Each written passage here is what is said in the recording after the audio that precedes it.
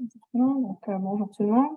Je vais présenter aujourd'hui des résultats de plusieurs projets, dont mon projet de thèse, qui font partie des résultats de l'équipe canadienne de recherche sur le cannabis et la psychose.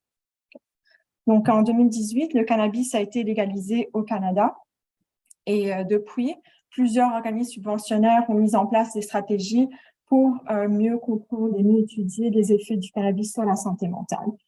Plusieurs études ont déjà montré que la consommation de cannabis peut prédire le développement d'expériences psychotiques chez les adolescents.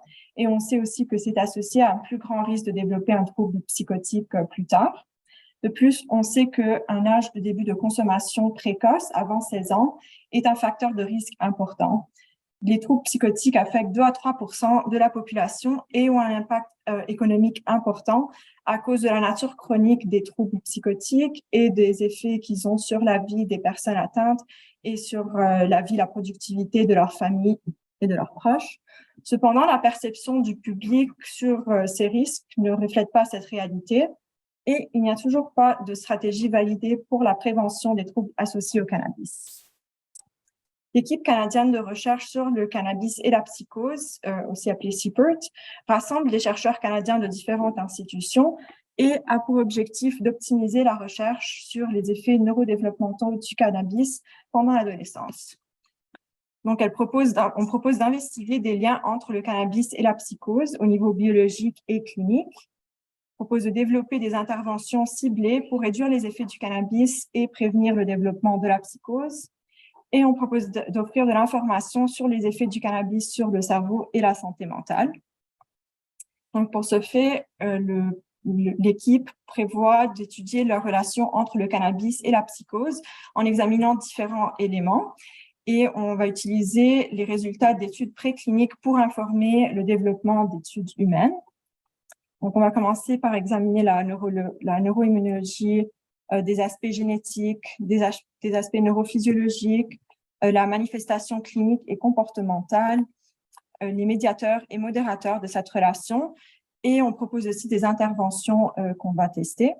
Un autre volet important de CPIRT est l'implémentation d'une plateforme de transfert de connaissances qui permettra de diffuser toutes ces connaissances aux chercheurs, au grand public, aux jeunes consommateurs de cannabis et aux professionnels de la santé et décideurs politiques. Et dans cette présentation, je vais surtout parler de projets qui portent sur des études humaines et qui parlent du risque génétique, de la neuroimagerie structurelle et fonctionnelle et de différents facteurs environnementaux. Donc, au niveau génétique, une de nos études montre que le risque psychotique génétique peut prédire non seulement les expériences psychotiques, mais aussi la consommation de cannabis. Cette étude a aussi montré un lien de médiation où le cannabis agit en tant que médiateur entre le risque psychotique génétique et le développement d'expériences psychotiques. Donc, la consommation de cannabis permettrait d'expliquer une partie de cette relation. Cependant, il est important de noter que le cannabis n'agit pas en tant que modérateur de cette relation. Et cela signifie que le cannabis n'est pas un facteur de risque uniquement pour les individus présentant cette susceptibilité génétique et qu'il est donc important de considérer les autres facteurs de risque non génétiques. Ensuite, passant du niveau génétique au mécanisme biologique de cette relation, nous avons investigué les effets de la consommation de cannabis pendant l'adolescence sur la structure du cerveau et son développement à travers le temps. Donc, les résultats préliminaires suggèrent que chez les adolescents qui consomment du cannabis, on observe un amincissement cortical plus prononcé, surtout chez les garçons dans cet échantillon. De plus, on observe que chez les adolescents qui deviennent des consommateurs plus tard, ils présentent déjà à la base, donc avant de commencer à consommer, des différences structurelles cérébrales. Donc, surtout, on observe un cortex plus épais chez ces personnes qui vont devenir des consommateurs. Et donc, cela suggère que la consommation de cannabis dans l'adolescence a des effets sur la structure du cerveau et sur son développement, et qu'il peut exister des prédispositions structurelles à la consommation de cannabis. Et il est important de noter qu'on a pu obtenir ces résultats grâce à des données de neuroimagerie longitudinale.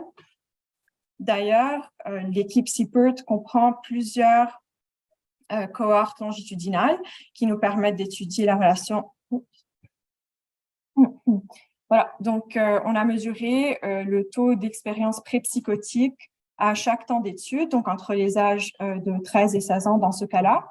Et on a réalisé des analyses de trajectoires qui nous ont permis d'identifier 3 trajectoires développementales d'expérience pré-psychotique que j'appellerai PLE pour le reste de la présentation. Donc, 84% de l'échantillon présente une trajectoire contrôle avec un niveau de PLE qui demeure bas. 8% de l'échantillon présente une trajectoire décroissante avec un niveau de PLE qui est élevé et qui diminue dans le temps. Et 8% présentent une trajectoire croissante avec un niveau de PLE modéré qui augmente dans le temps. Donc, ces 3 trajectoires ont été aussi répliquées dans d'autres échantillons indépendants et elles sont donc validées. Et on sait aussi que la trajectoire croissante est associée à un risque psychotique plus élevé.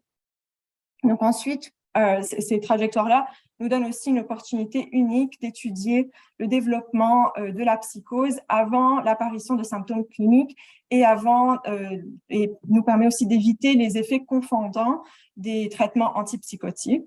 Donc surtout, si on voudrait étudier le développement de la psychose au niveau neural.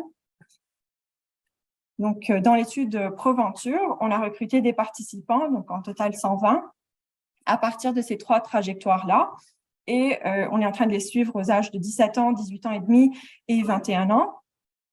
Ils sont invités à participer à des entrevues cliniques, des tests neurocognitifs, ainsi qu'une session de neuroimagerie structurelle et fonctionnelle. Et à partir du premier temps d'étude, on a déjà montré que la trajectoire croissante est associée à plus de symptômes psychotiques positifs, alors que la trajectoire décroissante est associée à des symptômes négatifs. Donc, on voit déjà qu'il y a des différences cliniques à ce niveau-là.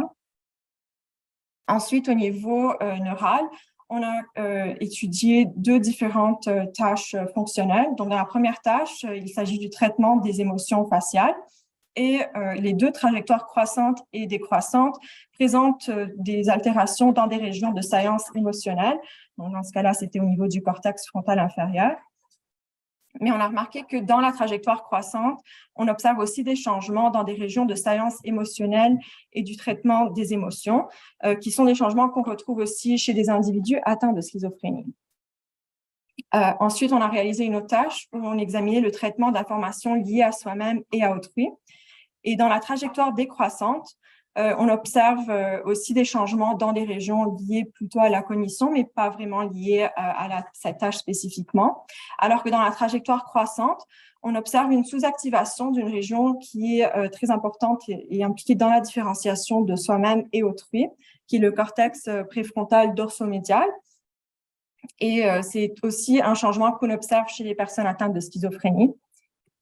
Donc, en conclusion, ces 2 trajectoires atypiques ont des profils neuro différents et la trajectoire croissante est associée à des changements fonctionnels qu'on retrouve aussi dans la schizophrénie, ce qui confirme que ça serait une bonne trajectoire à étudier pour pouvoir étudier le stade prodromal de la psychose au niveau neural. Donc, la prochaine étape pour cette étude sera d'examiner l'interaction entre cette susceptibilité à la psychose et l'effet de la consommation de cannabis au niveau neural. Et on planifie d'utiliser un modèle statistique multiniveau similaire à celui qu'on avait utilisé dans nos analyses structurelles. Ensuite, au-delà des changements neuraux, 2 études de notre équipe ont identifié des facteurs cliniques qui jouent un rôle dans la relation entre le cannabis et la psychose. Donc, on observe dans la première étude, qui est une étude transversale, l'anxiété a été identifiée comme un médiateur de la relation entre la fréquence de consommation de cannabis et le développement d'expériences psychotiques. Ensuite, dans une étude longitudinale qui a étudié ce lien, mais à travers le temps, donc sur 5 ans, avec les données de Proventure, on a pu démontrer que le sommeil joue aussi un rôle de médiateur dans la relation entre la consommation de cannabis et les expériences psychotiques.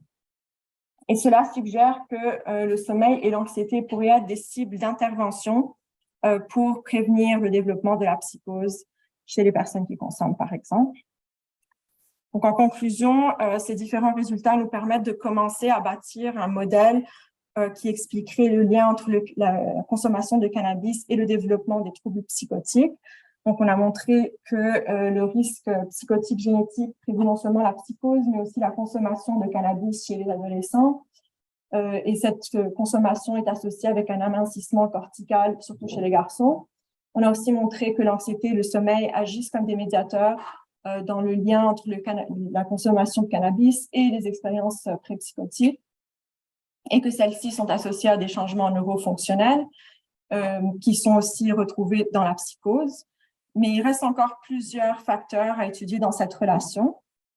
Donc, dans les prochaines étapes de l'étude, nous allons nous attarder sur ces différents facteurs-là. Au niveau génétique, on planifie de mesurer les micro-ARN chez des personnes avec un risque psychotique pour mieux comprendre les mécanismes de la consommation de cannabis chez ces personnes-là. Ensuite, au niveau biologique, on prévoit d'étudier l'intégrité synaptique, non seulement chez des modèles animaux d'exposition au cannabis, mais aussi chez des jeunes, des humains consommateurs de cannabis à travers des scans, des PET scans, pour mesurer la densité synaptique chez ces jeunes-là. Au niveau clinique, plusieurs centres sont en train de recruter des étudiants universitaires et certains d'entre eux seront invités à participer à des interventions cognitivo-comportementales précoces qui cibleront soit les troubles liés aux substances, soit le risque psychotique. Ensuite, ces participants seront aussi invités à participer à des sessions de neuroimagerie par IRM et spectroscopie pour évaluer l'effet de ces interventions sur le cerveau. Et ces données, les données de ces différentes cohortes de neuroimagerie seront intégrées et harmonisées pour permettre des comparaisons à travers les différents échantillons. Et finalement, tous ces résultats seront intégrés et partagés sur une plateforme de mobilisation des connaissances qui permettra la diffusion de tous ces résultats. Et nous espérons que ces connaissances-là pourront aider les jeunes consommateurs à comprendre les risques de la consommation de cannabis et aussi à comprendre que ces risques ne sont pas limités uniquement aux personnes qui présentent une vulnérabilité génétique. Et nous espérons aussi que l'industrie du cannabis pourra reconnaître que la psychose est un résultat potentiel de la consommation. Donc, voilà, merci à tous les chercheurs.